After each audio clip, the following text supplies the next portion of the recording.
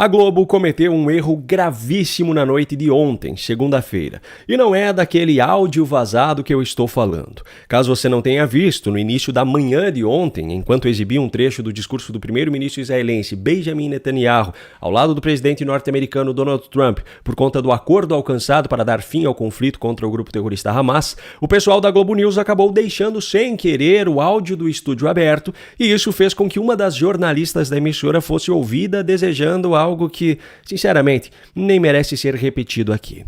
Mas não é sobre esse episódio que eu estou falando. O que eu preciso mostrar nesse vídeo é o que aconteceu ontem já no final da noite, pois trata-se de algo ainda mais comprometedor para a emissora e para um ministro do Supremo Tribunal Federal.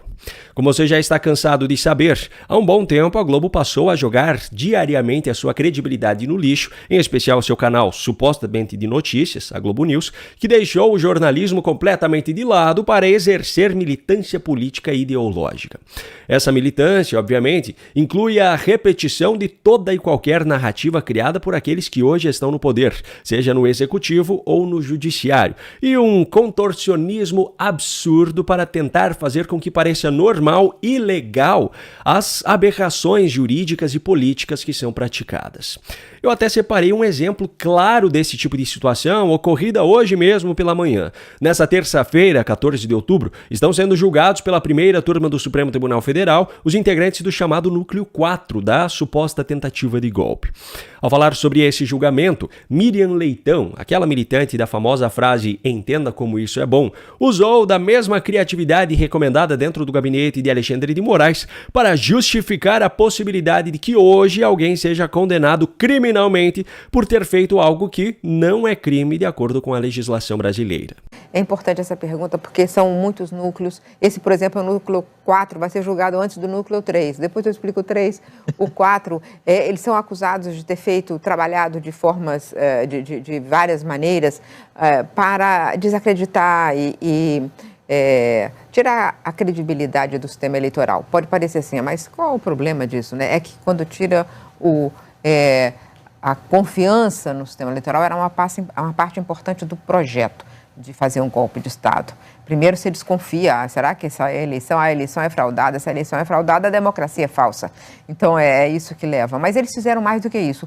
Quem leu todos os processos e tudo que foi divulgado pela Polícia Federal, que é um trabalhão danado que a gente tem que fazer, jornalista, advogado também tem que fazer, mas nem todo mundo tem que acompanhar isso, viu que eles estão em vários momentos falando coisas absurdas e participando de várias conspirações. Outra coisa, eles são acusados disso, é a primeira vez que são acusados no processo criminal por atacar o processo eleitoral. O Jair Bolsonaro foi condenado pela Justiça Eleitoral por esse mesmo crime, né? Resumindo, eles podem ser condenados por manifestarem sua desconfiança, que é uma questão de opinião, sobre um sistema que não é perfeito, não é a prova de violações e jamais deveria ser colocado acima dos princípios democráticos. O judiciário brasileiro hoje trata a democracia e urna eletrônica como se fossem sinônimos, ignorando completamente o fato de que esse equipamento trata-se, na verdade, de apenas um dentre tantos meios pelos quais é possível realizar votações que, por sua vez, são apenas uma pequena parte dentro daquilo que compõe uma verdadeira democracia. Nós estamos diante de casos onde opiniões podem levar a condenações, mas para não deixar isso tão escancarado, foi construída essa narrativa de que essas críticas ao sistema fazem parte de um projeto de golpe de Estado. O problema é que, como mostrou o próprio ministro Luiz Fux em seu voto no julgamento do Núcleo 1, essa tentativa de golpe nunca existiu. Enfim, como eu dizia anteriormente, o fato é que a Globo News se tornou um portal de militância política e ideológica, e isso passa pela repetição desse tipo de narrativas.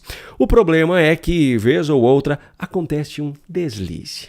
No final da noite de ontem, um dos comentaristas da emissora mostrou que o restante do pessoal acabou esquecendo de combinar com ele a versão da história que seria contada, e acabou entregando ao vivo uma das ilegalidades que estão sendo praticadas pelo ministro Alexandre de Moraes nesse exato momento. O Bolsonaro era alvo de um inquérito para saber se ele estava colaborando com o filho dele, que também era alvo de inquérito, na tentativa aí de coagir a justiça brasileira com a ação no curso do processo.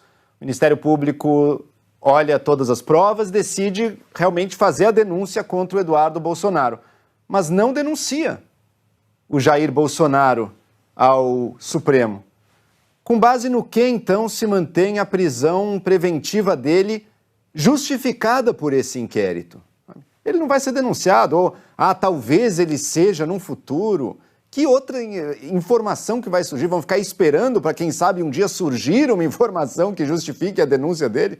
Não é assim que costuma funcionar um inquérito no nosso país, né? Uma prisão por tempo indefinido, porque talvez surja algum elemento que justifique uma denúncia posteriormente.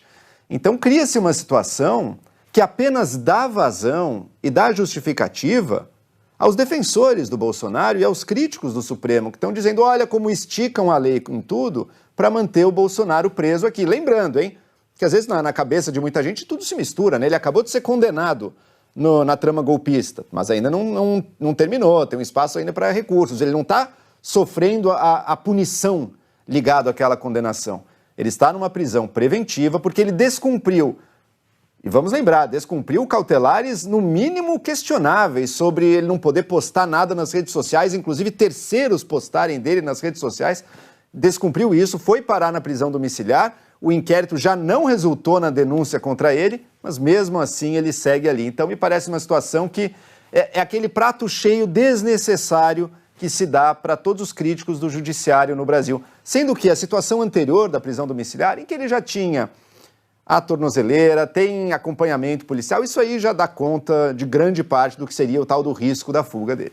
Agora reflita aqui comigo.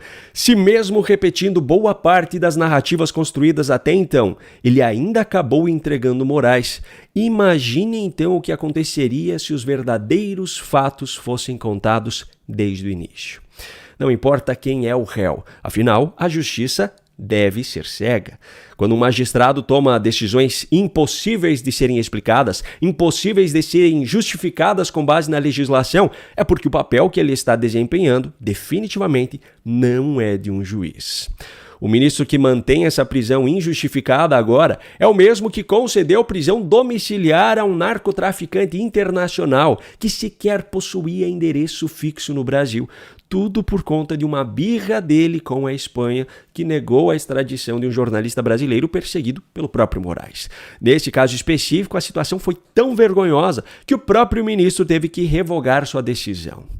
Nas mãos de Moraes, a venda que deveria fazer a justiça ser cega foi substituída por antolhos, aquele acessório utilizado para restringir a visão periférica de cavalos e garantir que o foco esteja apenas em uma direção. No caso do judiciário brasileiro, em especial suas instâncias superiores, essa direção claramente é a dos adversários políticos de quem hoje está no poder. Se você chegou até aqui, é um bom sinal. Para assistir os vídeos completos, acesse nosso site ou baixe nosso aplicativo totalmente grátis.